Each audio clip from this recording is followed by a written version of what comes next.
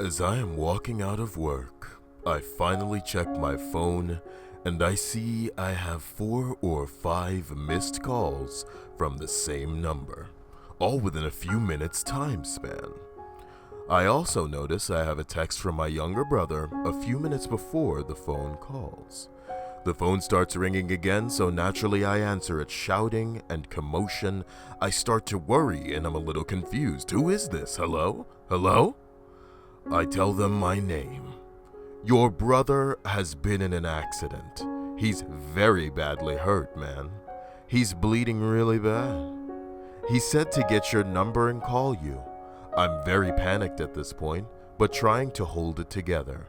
I'm starting to put together in my mind that text I received from my brother was probably sent while he was driving and he probably crashed. He lives in a part of the city with a lot of Mexicans. Relevant? So the guy's Spanish accent checks out too, and as well as the city area code. Then it gets way darker. I'm about to tell you something else, man, and I need you to listen, Holmes. Your brother, he's in a lot of trouble, man. I'm thinking he's dying in a car crash. Your brother was texting on his phone and backed out and ran over my little nephew, man. He left him in the street like a dog to die. What? He got scared and tried to run. I know it was a mistake, but he left him like a dog. He's not breathing. At this point, the text I received makes more sense. You fucking... Who's Mexican now? Texting and driving. He lives next to a bunch of little Mexican kids, so it is very plausible that he was not looking and accidentally did something so terrible.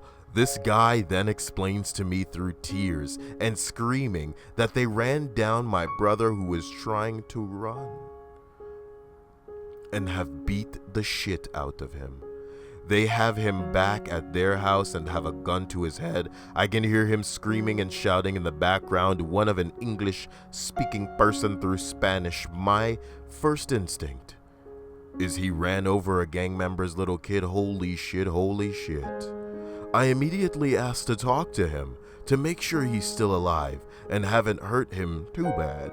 They say he's bleeding, but only needs stitches at this point.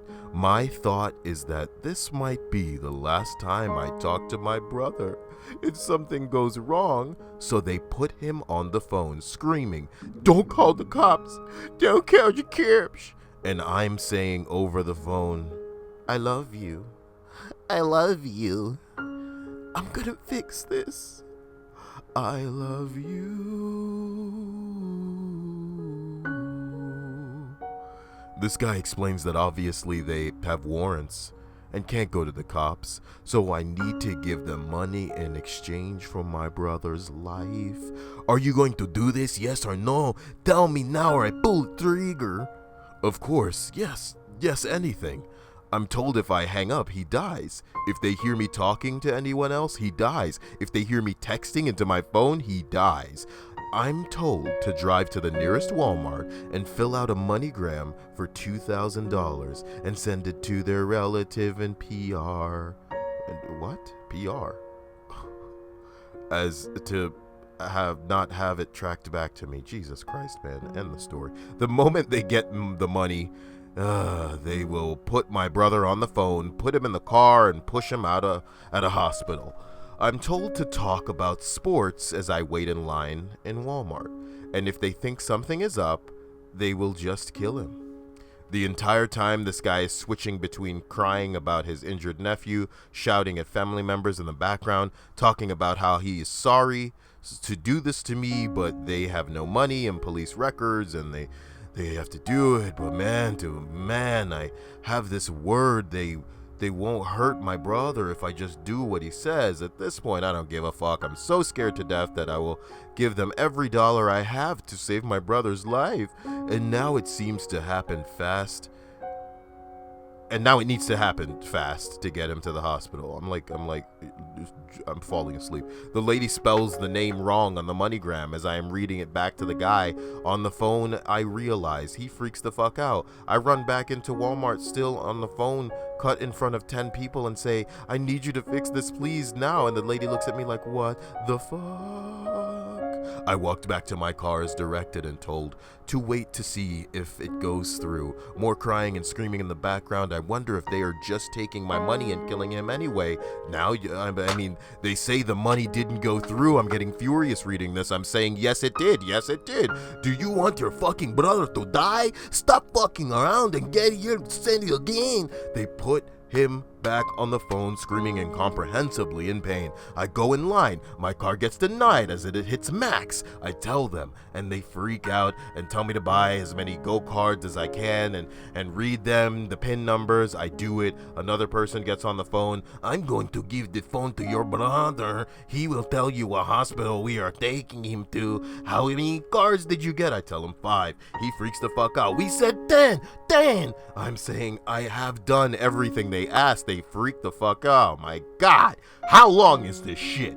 How long is this shit? Too long, didn't read. Called the police saying my brother had run over a gang member's little kid while texting. And, you know, I'm not trying to come across as seeming inconsiderate about the plight of people being easily manipulated by people getting a hold of their family members or threatening harm and, you know, bullshit but come on, man. How you gonna be a sap, dude? How are you gonna be a sap? Jesus Christ. Look at all that. For clarification on 2 points, right when I received the call in here, your brother has been in a terrible car accident. My first mistake was going, who? Monkey? And then he said his brother's name. He gave them all the information they needed. Some people are fucking saps. And if only I could find some of these sacks and get them to, I said sacks.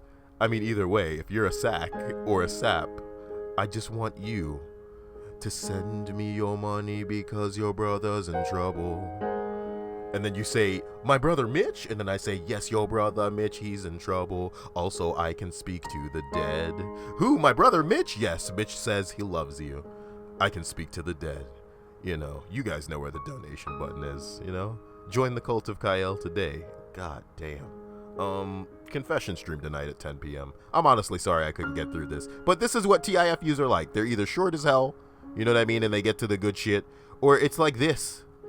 It's unfucking bearable. You got tricked, homie. Okay, the end. Love you guys.